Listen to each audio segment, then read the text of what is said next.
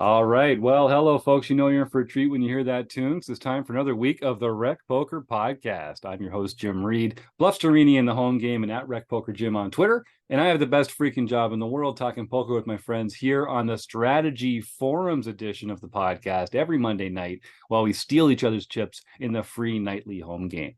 I have to thank our sponsors, the Running Aces Hotel, Racetrack, and Casino. Most of what we do here is free. We're a largely volunteer-based organization, so we depend on support from our sponsors and also from our premium members who get to take part in our training material and study opportunities for only $15 a month. And just ask yourself, do you like talking poker with your friends? Because for less than 50 cents a day, come connect over Zoom with other fun, encouraging poker players like yourself, all trying to get better, all trying to solve the same problems and to make each other better.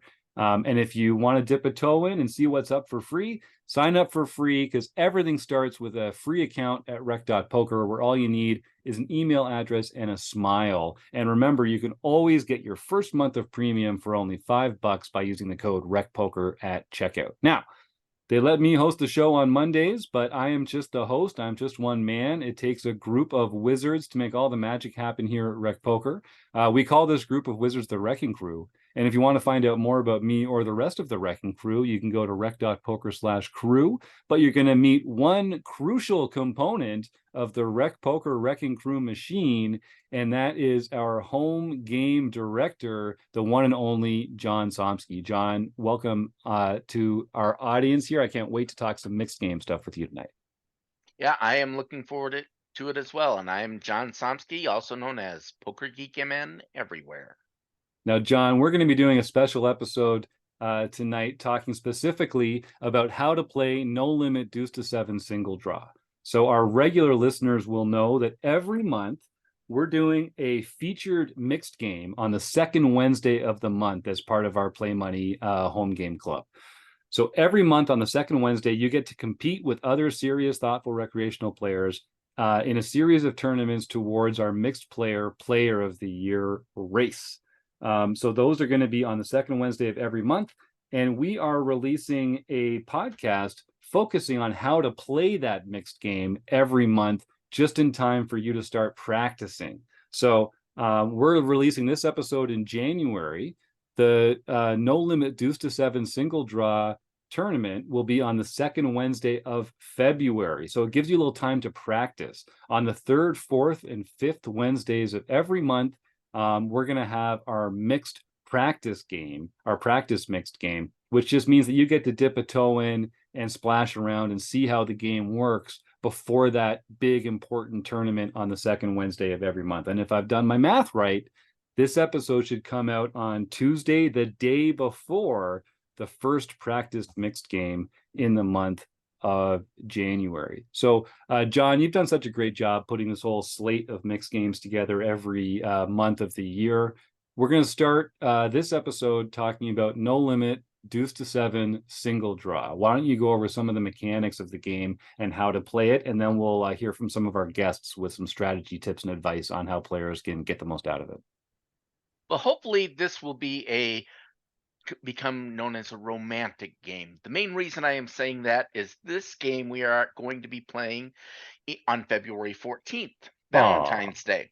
I So like you'll that. have on January 17th, 24th, and 31st, you get 3 shots at practice here. And as I mentioned last time, there are draw games, stud games, and flop games. This is another draw game. So we're going to continue in the draw game. Last month we played No Limit 5 card draw. This time we are playing No Limit Deuce to Seven single draw. So instead of being the high hand wins, it's the low hand wins.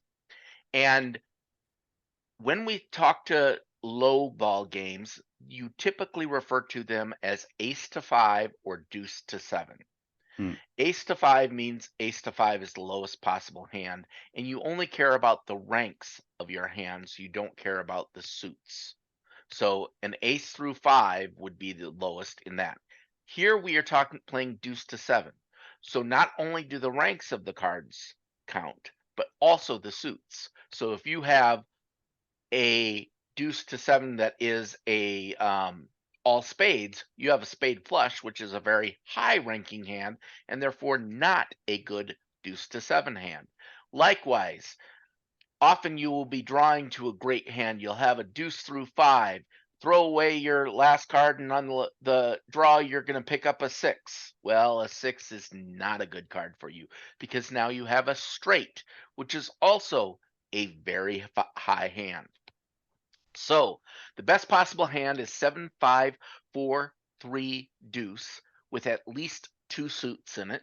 So you have no flushes, no straights, and 7 high is what you're actually playing. With this, the mechanisms are exactly the same as they were in 5-card draw. Everyone is dealt 5 cards. You have your small blind and big blind. Action starts after the big blind, and they will bet. After your betting round, the people who remain in will decide to draw, and they can draw anywhere from 0 to 5 cards. After everyone has drawn, then you will have one more betting round, and then you have the showdown. So the mechanism is very similar to No Limit Hold'em. The thing that is different between deuce to seven single draw and if you're playing 5-card draw high versus low is you're going to make the best possible hand much more often in deuce to seven single draw.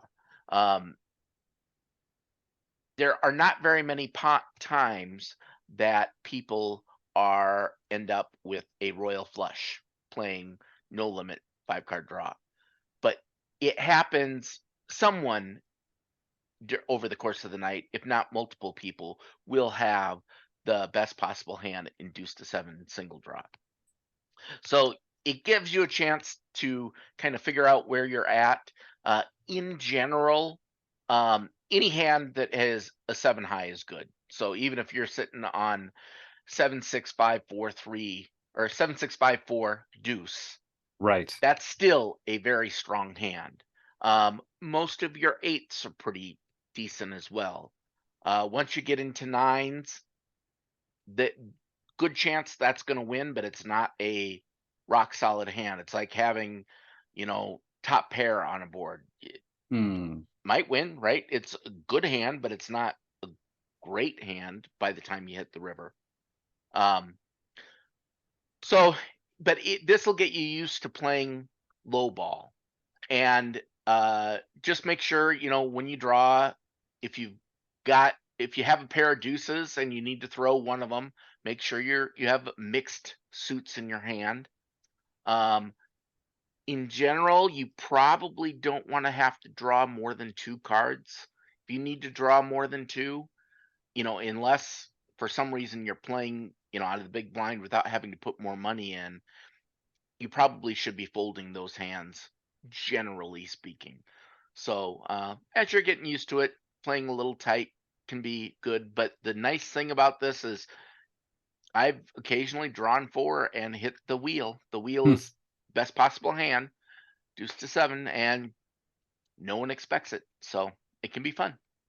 I love it. And I guess so one thing I'm hearing from you is that the nuts are sort of more available in this one because it's easier to get an unsuited combination from deuce through 7 than it is, like you say, to make a royal flush in high hand poker, for instance. Right. And I guess when there's only, similar to last month, when there's only 2 betting rounds, even though it's no limit, that makes me feel like the pots must be smaller than we might be used to in like No Limit Hold'em, for instance, where you have more betting rounds and bets tend to reflect the size of the pot. So the bigger bets later, the later bets tend to be the bigger bets. Yes. Is there a limit on like the number of raises that can go back and forth on any given street here? Only limited to the number of chips you have in front of you. Okay. Cool. So you can keep raising till you get all in. And it's some people, Doyle Brunson called this the most pure form of poker because it really comes down to, do they have it or don't they? because it's really, when you're drawing one card, it is really easy to represent the nuts. Hmm. Just say I have the best possible hand, and you don't know if they do or not. So it's a good spot for bluffing. It's a good spot for calling people who you think are bluffing. Um, it's just a really interesting game. This is one of the games that Bernard Lee actually says it is his favorite mixed game. Yep. And back in 1970, when they were doing the very first World Series of Poker, actually it was the second one, when they were going to have a tournament to have the championship for it, they had a discussion on whether it was going to be no limit hold'em or deuce to seven single draw. And I love it. obviously everyone knows it was no limit hold'em, but that lets you know how high in esteem several poker players hold this game. I believe it. My last question before we go to listen to some of our guests' contributions about how to play this game. In big bet games like this with no limit, is there much of an incentive to, if your opponent draws three, let's say, or even two, if you're in position, there's only going to be one more betting round. Is there do people stand pat just to represent strength so that they can bet big after the drawing round, or is that less sort of like strategically valuable than just drawing? And I'm sorry, what I mean to say is, if you don't have a very good hand, if your opponent's drawing, is it strategically valuable to sort of represent a good hand by not drawing yourself, because there's only going to be one betting round that you can try and put them off it? It depends. Often standing pat, people will stand pat with weaker hands than they will draw to. So like if you're sitting on a nine, a rough nine, like a 9-7 or a 9-8, you don't necessarily want to break it, but that's not that good of a hand. Even a 10 or a jack, sometimes you might decide to stand on, rather than, like, if someone drew three, I would probably stay with a 10 high, maybe even a jack high, because you do not want to pair your hand. Right. And if they're drawing three, there's a good chance they will, or they'll get a very high card. So you can play some of those games, but you got to be careful, because your opponents know you can do that as well. So it really is about having, if you're going to bluff, having well-timed bluffs against the right opponents at the right times. In this game, if you are playing live, getting physical tells is invaluable, because that's most of the information you're getting. You know how many cards they drew, but if everyone is playing tight and everyone drew one card, you don't really know. I mean, some people will draw to an 8 or draw to a 9 more often. Mm-hmm. In which case, if you're drawing to the 7, you know that you're just starting off playing stronger. But it's a tough game. I don't know that, and I do not have it mastered by any stretch of the imagination, but I enjoy it. It's a lot of fun. Nice. Well, I can see why it is a real test of what people think of like the old days of poker being, which is a do they have it or do they don't kind of, like, reading the player and playing the player, and like only having one draw, one chance to improve your hand.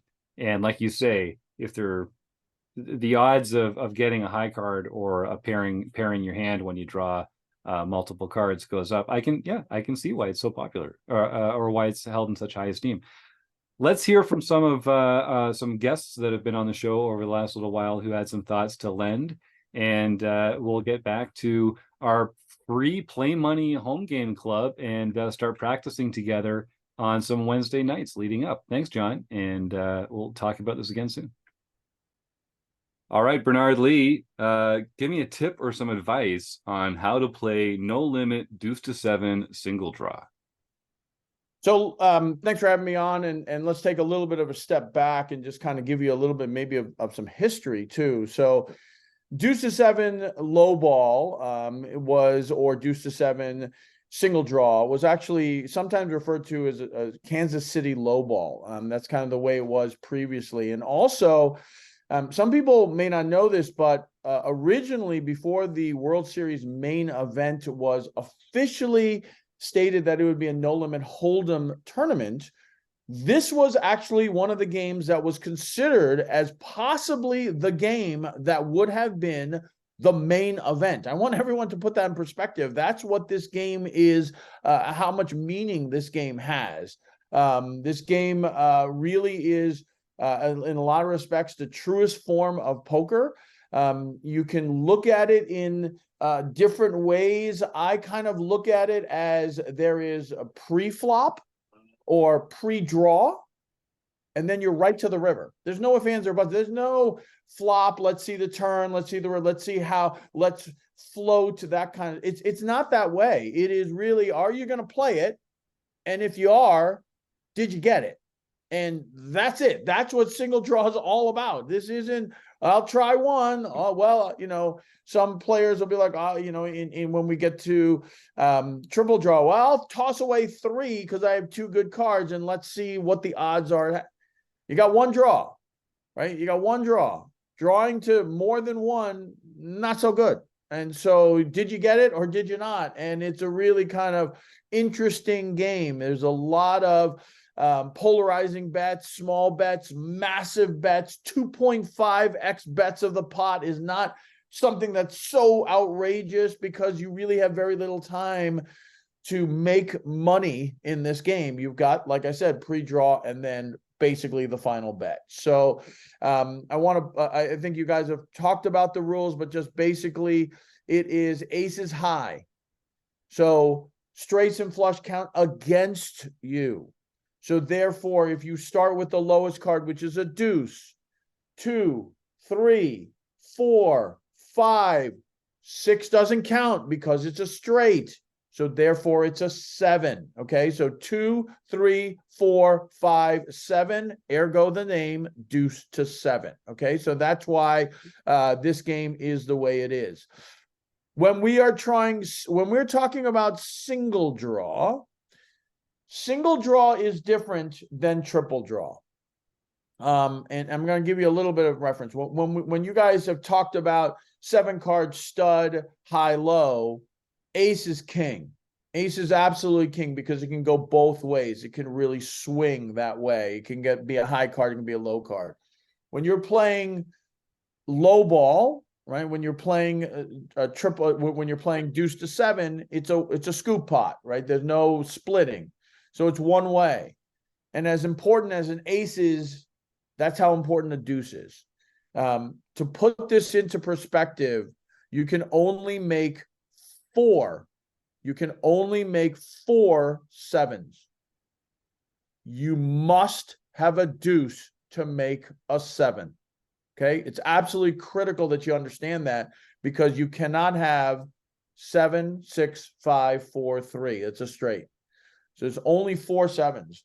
So in triple draw, deuce is absolutely paramount if you want to get one of the monster hands. However, in single draw, that's not necessarily the case. You don't necessarily have to have a deuce because having an 8 is still a monster hand in single draw. 9s are still good in single draw. So let's put this into perspective. There are 4 combinations of 7s. There are 14 combinations of 8s. And there are 34 combinations of 9s. Okay. So you can see it. To get a 7 or an 8, there are only 18 combinations. There are 34 combinations of 9s. So that's how incredible a 7 or an 8 is in single draw. So that's why getting those hands are massive. In triple draw, you almost have to have a 7 or an 8. You don't have, it's not, there are definitely situations accordingly, especially on your second draw, one person draws one person, that kind of stuff. But in general, you're going to have a great hand. 87s aren't usually good in triple draw. They often are bad, especially multi-way, etc. So you're really you're really looking to get this best hand. In single draw, you don't necessarily have to have a 7 or an 8. In all honesty, you rarely see 7 or 8s because you're only drawing it once.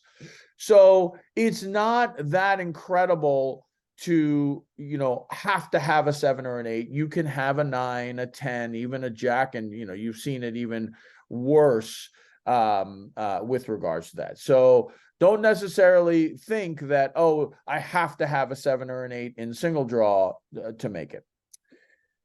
So again, we talked about this is a 5-card draw game. Everyone gets 5 cards. It is a blind game.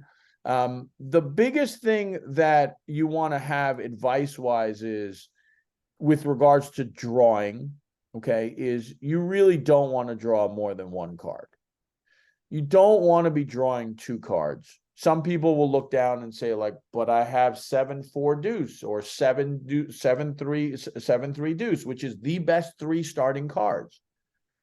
Well, why not? And some people may say, why wouldn't deuce 3-4? It is a close second, but because deuce 3-4 could potentially make a straight, that's why 2-3-7 is more powerful, right?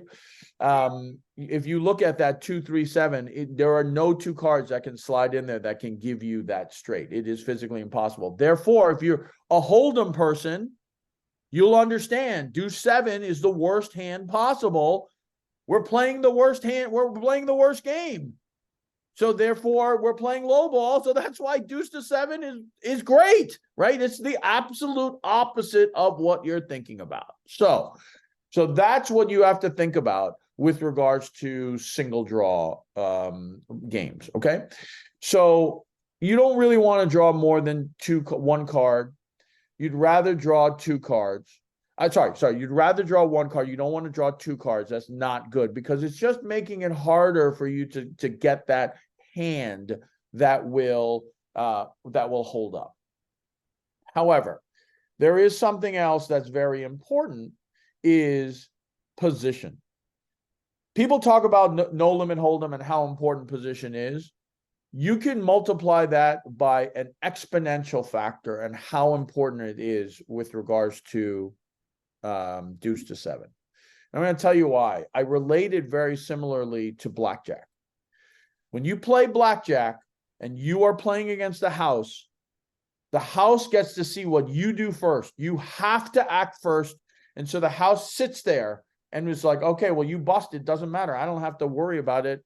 I'm going to win. So you have to act first. Because of that factor, position is everything. So therefore, if you are in earlier position, you want to have a much stronger hand. We talk about it in no limit hold'em where, we want to have aces or whatever it is, but you want to have an incredibly strong hand if you are playing deuce to 7 early position. I can't emphasize that enough because the later you have, the more opportunity that you will have position on people, and therefore if you have position, you get to see what they are going to do first. Now, some people are like, so what does that matter? It matters it matters a lot, because to get that to have that position, you now are able to watch what that person will do. Now, let me explain why that's important, is because there are certain kind of stats.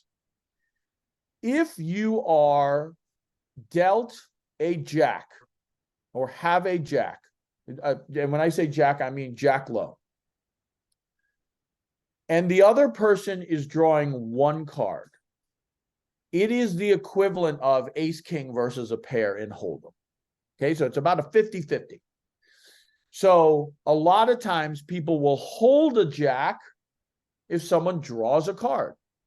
Of course, if you have a 10, you definitely hold it, 9, 8, etc. Right? You would never throw away an 8. That's obvious. A 10 is possible that you could throw it away. 9, marginal, but it depends on if they don't throw it away. Maybe you will throw it away based off of the betting, etc. So that is why it's so critical and so crucial for you to understand how they are going to act before you. So if they are they are out of position, they take a card, and you have a 10, well, then you're going to hold that hand. That's why position is key. If it's the other way around and you have that 10, you're not sure what you're going to do. Do you throw it away? Do you keep it? That person might have a jack, and guess what? Now they're going to hold. So it's very important for you to be in position. So based off of that, this is another rule that's a good rule of thumb, is if you are out of position, you should have a better hand and a smoother hand. And now, what does a smoother hand and a rougher hand mean? A smoother hand means that you are on the good end of the hand. In other words, you would have 10, 7, 4, 3 deuce. So that's a very smooth hand, because if you threw away the 10, you're drawing to a 7. A rough hand is a scenario where the player has the bad end of the hand. And so what that would mean is, if you had a rough 10, you would have 10, 9, 8, 4 deuce. So if you threw away the 10, at best you're drawing to a 9-8. And by the way, you could be drawing dead to a 9-8. And so the difference of a rough and a smooth hand is massive. Massive. It's not just the top card, it is your other cards too. And if you think about it and relate it to hold'em, it's like your kicker, right? How good is your kicker? And you want a bad kicker. You want 10-7 draw. You don't want 10-9 draw, right? That's how it is, right? So if I had Jack 7, 4, 3 deuce, in some respects, that might even be better than 10-9, 8, 7, 5, right? Because you look at that, think about that hand, 10-9, 8, 7, 5. You throw away the 10, you have a 9, 8, 7, 5. Now you can't even get a 6, because now you're going to drawing a straight. Whereas if a jack throws away a jack, you're drawing to a 7, smooth 7, perfect. 2, 3, 4, 5, 7 is called the wheel. Okay, I know a lot of people think of it as ace 2, 3, 4, 5. They call 2, 3, 4, 5, 7 the wheel, or they call it number 1. Okay, so those are very important things for you to understand in single draw. Position is key. If someone's drawing 1 and you have a jack, it's a 50-50. If they're drawing 2 and you have a queen, it's 50-50. So those are things to kind of think about. And remember, it is definitely a situation where you want to be in position. You don't want to be drawing more than 1 card. And there is bluffing. So don't think that there isn't bluffing in this game. And you really have to take that, chance in some respects to be like, let's say they drew 1 and you drew 1. Okay, well, they checked. You're going to bet or not, right? You could have a pair of 7s. Are you going to bet or not? See what happens, right? So a lot of times some people might make bluff bets if they pair one of their low cards, right? So if you pair anything from a deuce to a 7, well, guess what? That eliminates them from potentially having that card. It's a blocker, right? So, if you think about it in hold'em, well, I have an ace king, so there's a blocker. So if you had it, you got pair of fives. Okay, well, the odds are they didn't get their card. Now they could have gotten a queen and try to call you on it, but just as in reference, that's one of the thought processes. Now we're going to get into real deep thoughts of deuce to seven single draw, no limit. But that's it. So hopefully that really gives you guys a sense of what deuce to seven no limit is. It is absolutely my favorite game. I don't like missing it ever. I've been fortunate to final table the deuce to seven 1500 twice. Unfortunately, I will remember it until I do win a bracelet that I finished runner-up a few years ago. A 4-hour heads up, so it was really painful. And I did final table a deuce to seven 10K as well. So those are my 3 final tables in deuce to seven single draw, and absolutely love the game. I've written columns on it on ESPN for Card Player. I've done multiple interviews. I hope I'm somewhat of an ambassador to the game. I have talked with Billy Baxter, who is obviously the king of lowball, interviewed him, talked to him about it, and enjoyed this game and really enjoy the game. So hopefully all of you will enjoy this game and really find a love for this game, because I'm hoping that the game will continue. I've even presented it to Jack Effel to have a scenario where it would be half no limit hold'em, half deuce to seven single draw. Play it 6-man or 7-man, and you could go back and forth levels. Jack took that to another scenario where he made it a big bet game where he added pot limit Omaha. But I think that doesn't get in the people who just play no limit hold'em, because it'll scare the people who don't play pot limit Omaha. So I would love to have that game alone, because I think you would really expand the game. I think you could really expand the game by at least 25%, just because people are like, oh, this is kind of cool. Everyone who plays it, really gets into it and really likes it. And, like I said, it's a fantastic game and I enjoy it. All right, Chad McVean, give me a tip on how to play no limit deuce to seven single draw. Well, you know how you're always supposed to get good hands and always end up with bad hands? This is where you want that to happen. You only have one draw. So what I find in this game is you really need to know your opponent. If they're drawing 1, 2, or 3, you need to know what are the chances they're actually going to make something good, because as it is no limit, you can definitely bluff your way through a few hands here. All right, Chris Fox Wallace, give me a tip on how to play no limit deuce to seven single draw. A couple tips. 2dimes.net/poker is a single draw equity calculator. And it's important to remember hand distributions in single draw. I think that's something that a lot of people don't understand in terms of advanced strategy. The number of possible 7s you can make is 4. The number of possible 8s you can make is 14. And the number of 9s you can make is 34. And the number of 10s is 69. So as you get these bigger and bigger hand distributions, but the majority of the 10s that you make will be 10 9s and 10 8s. You don't make a good 10 very often. So the difference between a 10-6 and a 10-9 doesn't feel like that much, when in fact it's really big. You're actually cutting off, when you go from the best 10 to the worst 10, you've eliminated more than half of your whole range from 10s to 7s. More than, if your range is a 10-9 or better, more than half of that is 10s. So, when you're thinking about calling a bluff, or you're thinking about drawing to a hand, just remember that, drawing to a 10-9 isn't great, and drawing to a 10-6 can be. Those kinds of things are important to remember, and to know some of those numbers. All right, Mike Patrick, give me some tips on how to play no limit deuce to seven single draw.